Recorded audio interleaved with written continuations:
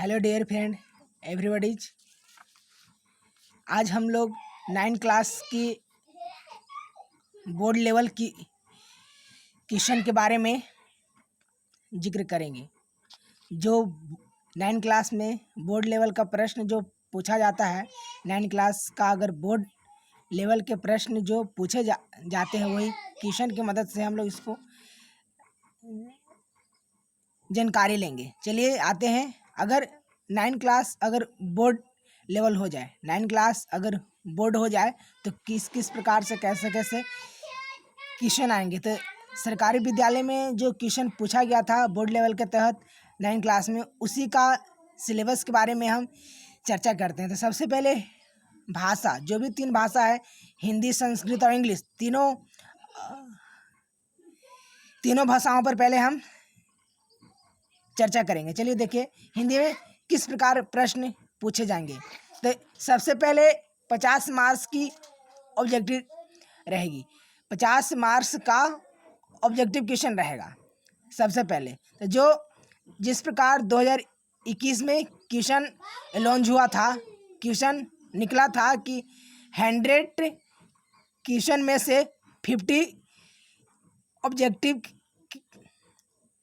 Question का answer देना है, उसी प्रकार 9 क्लास में भी लॉन्च है। 100 ऑब्जेक्टिव क्वेश्चन है जिसमें से 50 क्वेश्चन का ही आंसर देना है। उसी प्रकार देखिए, अगर 100 क्वेश्चन है उसमें से 50 का हम कैसे उत्तर देंगे। तो देखिए, जिस प्रकार आपको एक ओमार्क्स शीट दिया होगा, ओमार्क्स शीट दिया हो जिसमें 1 से लेके नंबरिंग कहाँ तक रहेगा, 100 तक रहेगा। 1 से लेके नंबरिंग 100 तक रहेगा, और जिसमें से 1 से लेके 100 तक नंबरिंग रहेगा, उसमें से जो आप 1 से लेके 100 तक के क्वेश्चन में जितना का आप आंसर जानते हैं, 50 क्वेश्चन का सिर्फ आंसर देना है। तो जितना 50 क्वेश्चन का आप आंसर जानते हैं उसको आप देखकर आप आराम से कॉलम को क्या कर सकते हैं, फिर इनकी फिल कर सकते हैं, इनकी भर सकते हैं उसको।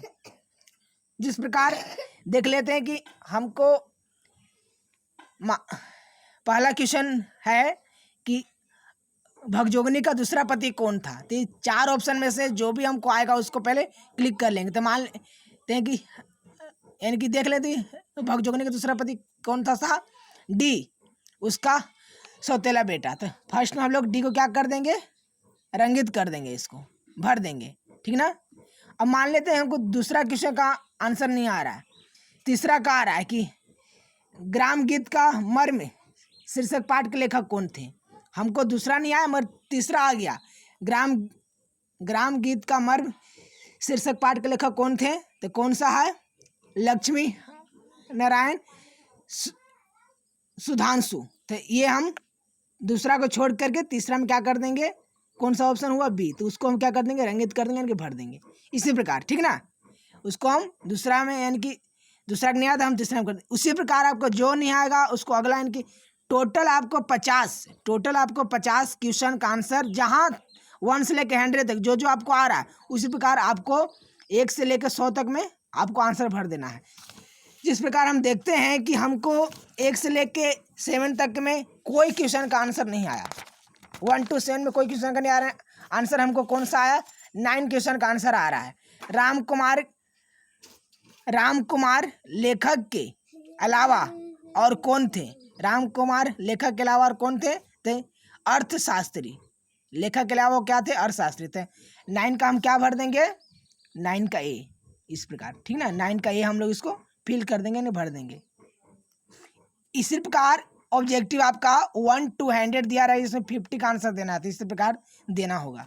नेक्स्ट हम लोग सब्जेक्टिव के अंतर्गत आते हैं।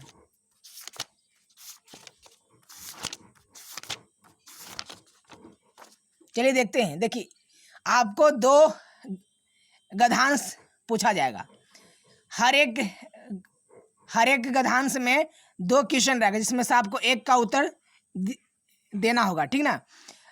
गद्यांश का मतलब होता है कि कुछ आपको पैराग्राफ दिया हुआ है, उसको आपको पढ़ कर नीचे क्वेश्चन है उसी का आपको क्या होगा, आंसर देना होगा, ठीक ना। तो ये पैराग्राफ है, इसके नीचे क्वेश्चन है, इसी को पढ़ क्या करना है, इसको आपको आंसर देना है। तो एक गद्यांश कितना नंबर का रहता है, 10 नंबर का रहता है। तो उसी प्रकार आपको गद्यांश को पढ़कर नीचे जो क्वेश्चन दिया हुआ रहेगा उसको आपको आंसर देना है। जिस प्रकार यह जो गद्यांश है शिक्षा पर आधारित है। तो पहला प्रश्न दिया हुआ क्या है कि शिक्षा क्या सिखाती है। तो जो हम इसको पढ़ेंगे गद्यांश का, जो इसका उत्तर होगा, जो हमको समझ में आएगा, उसी के अनुकूल हम क्या करेंगे, उत्तर देंगे। चलिए आगे। उसी प्रकार 5 प्रश्न रहता है 2-2 नंबर का, तो टोटल 10 नंबर हो गया ना। अंतिम प्रश्न क्या पूछ रहा है कि किस प्रकार की शिक्षा को जीवन का मूलभूत यानी कि बहुमूल्य समय व्यस्त हो जाता है, किस प्रकार का। जो हम लोग पढ़ेंगे, जो इसका आंसर होगा उसको देंगे। और देखिए ख है, तो जो हमको क या ख में से जो हमको आ रहा है, यानी कि जो हमको अच्छा लग रहा है, जो हमको सरल लग रहा है, ठीक लग रहा है, जो हमको समझ में आ रहा है, उसी का उत्तर देंगे, ठीक ना। चलिए अब दूसरा गद्यांश पूछा जा रहा है कि पहला क्वेश्चन में 2 गद्यांश और दूसरा क्वेश्चन में भी 2 गद्यांश पूछा जाएगा।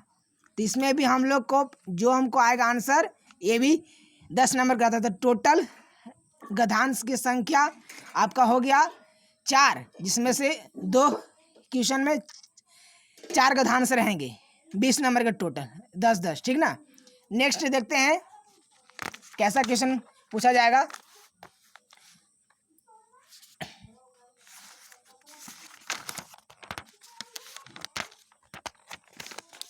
देखिए अगला है आपका अनुच्छेद या निबंध। इसको अनुच्छेद भी कहते हैं या निबंध भी कहते हैं।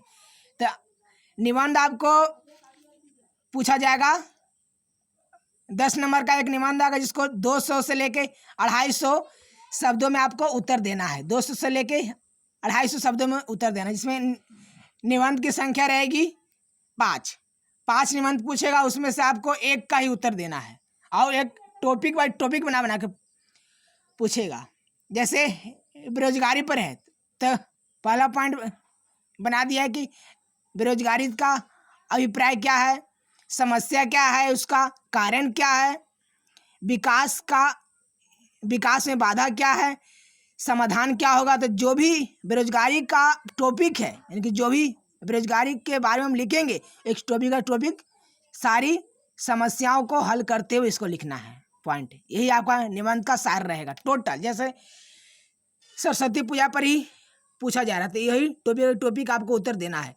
परंपरा कब से हुई, प्राप्त क्या है, उत्सव क्या है, इनके सब के बारे में आपको उत्तर देते हुए चलना है। Total topic by topic. Next third तक क्लियर होगा। 4 क्वेश्चन में आपका सब्जेक्टिव यानी कि चौथा क्वेश्चन में आपको पूछा जाएगा पत्र के बारे में, यानी कि आपका 2 पत्र देगा, 2 पत्र में से आपको उत्तर देना है। एक पत्र देगा संबंधित और एक गैर संबंधित, ठीक ना। एक यानी कि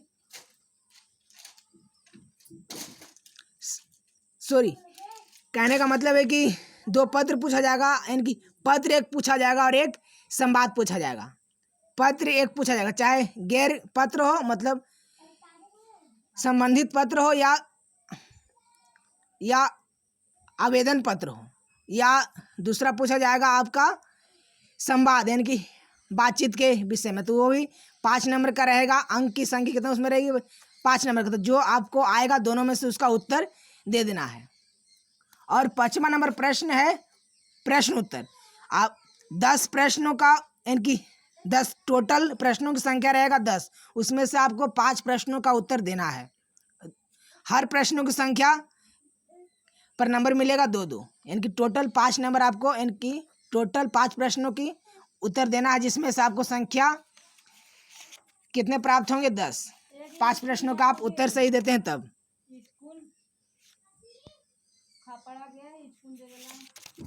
चलिए देखिए अब अंतिम जो है 6ठा नंबर प्रश्न, उसमें आपको पूछा जाएगा किसी भी एक विषय पर उत्तर देना है, जो आपको दिया हुआ रहेगा। किसी एक विषय पर उत्तर दे, चाहे भाव स्पष्ट करने के लिए दे, भाव स्पष्ट करने के लिए देगा, जिसमें आपको एक का व्याख्या करना हो, या क नंबर है कि जो भी टॉपिक दिया उसको एक पर उत्तर देना होगा। जैसे क नंबर क्या है कि भाव स्पष्ट, इनके दोनों भाव स्पष्ट करने के लिए देगा, एक गद्य खंड से देगा और एक काव्य खंड से देगा, इस प्रकार। तो ये आपका रहा 9 क्लास के हिंदी का सिलेबस के थ्रू क्वेश्चन कैसे पूछे जाएंगे हिंदी के सिलेबस में क्वेश्चन, यानी कि हिंदी के सिलेबस जो क्वेश्चन बताएं उसी प्रकार इंग्लिश का भी सिलेबस के अगला वीडियो में आपको हम बताएंगे। आज के लिए इतना ही। Please like to comment and share. Hello dear friends, bye.